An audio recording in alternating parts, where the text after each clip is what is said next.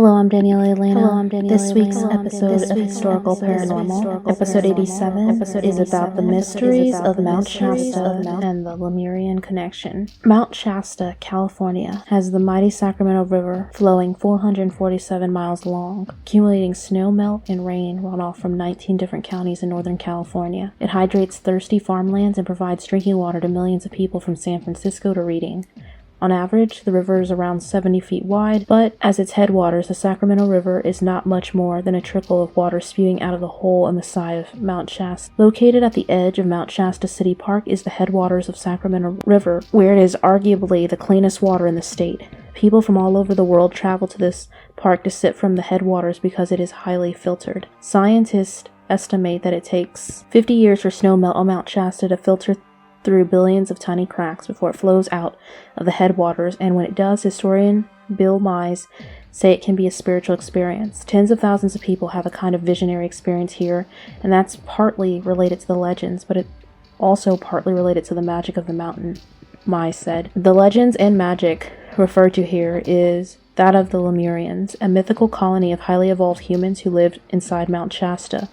The way I like to say this is there are 5 main legends of Mound Shasta. Those legends, according to Mize, come to be in the form of 5 books, each one explaining or advancing the Lemurian legend. Mize did a deep dive into all books and likes to share the Cliff Notes version with anyone who asks. They were tall, thin, and regal, like 7 feet tall. They had gold nuggets that they paid the locals, Mize said. Legend has it the Lemurians were in a dispute with people from the lost city of Atlantis, so they built a safe city inside Mound Shasta. The city was known as Telos.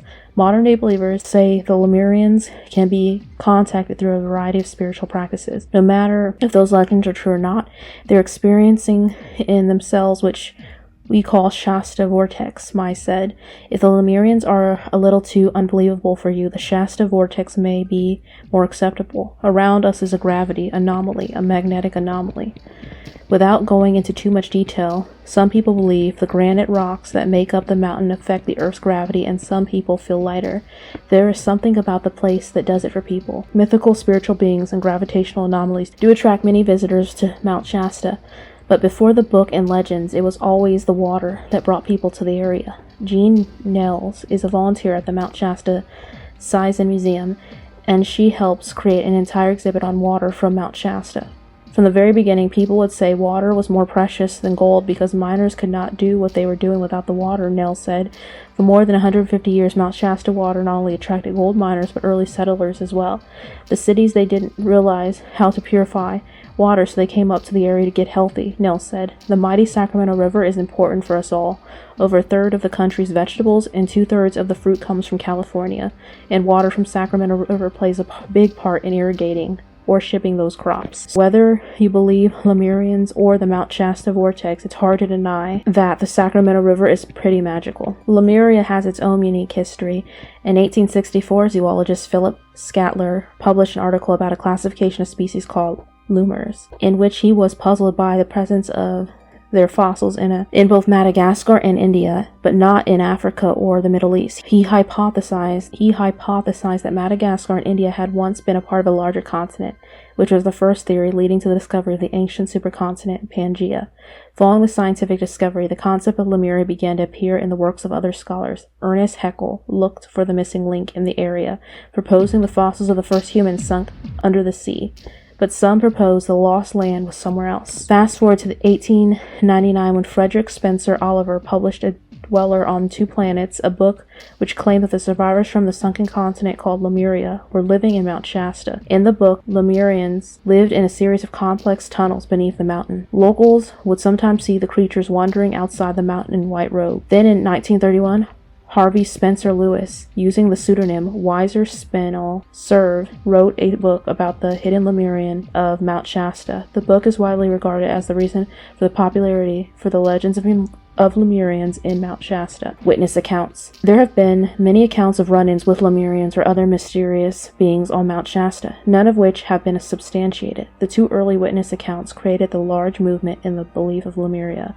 In 1904, British prospector J.C. Brown claimed to find an underground city 11 miles deep in the mountain, full of gold, shields, and mummies, some of which were 10 feet tall. When he told his story to others, the group compiled an 80-person team to explore the mountain for the underground city. But on the day the team was set out, J.C. Brown disappeared. In the early 1930s, Guy Bullard reported to meet Saint Germain, not clear if he's a Lemurian descendant on the mountain, which led to the founding of the I Am movement, which led to over 1 million followers in the late 1930s until Ballard's death. The belief in Lemuria and Mount Shasta and subsequent witness accounts have been incorporated into numerous occult religions, including I Am, Activity, the Summit Lighthouse, Church Universal, and Triumphant, and Cryon. All of these witness accounts seem to happen right after the different published books detailing Lemuria and Mount Shasta were released. Modern day Lemuria beliefs. There are still many people that hang around Mount Shasta with the belief of Lemuria. According to the Lemurian connection, the history of Lemuria goes back to 4,500,000 BC, when the civilization ruled the earth. The continent of Lemuria was located in the Pacific Ocean and extended from western United States and Canada to the lands in the Indian Ocean and Madagascar. Then, 25,000 years ago, Atlantis and Lemuria were two mostly highly civilized civilizations on Earth. That's when things went south. There is the explanation from the LemurianConnection.com. Dissension between the two, Atlantis and Lemuria, rose regarding the development and evolution of other civilizations. Lemurians believe that the other less evolved cultures should be left alone to continue their own evolution at their own pace according to their own understanding and pathways, whereas the Atlanteans believe that the less evolved cultures could be controlled by the two more evolved civilizations. Their arguments over the ideologies resulted in several thermonuclear wars which weakened both continental plates. When the waters were over, the dust had settled, there were no winners, only death, destruction, and further debasing of human spirit, to the point that both sides realized the futility of such behavior. So the Lemurians decided to build a separate city inside Mount Shasta where they would be safe from the disruptions on the surface of the earth. The city of Telos was built inside Mount Shasta and was designed to house 200,000 Lemurians. Today it is believed that Telos houses 1.5 million Lemurians inside Mount Shasta.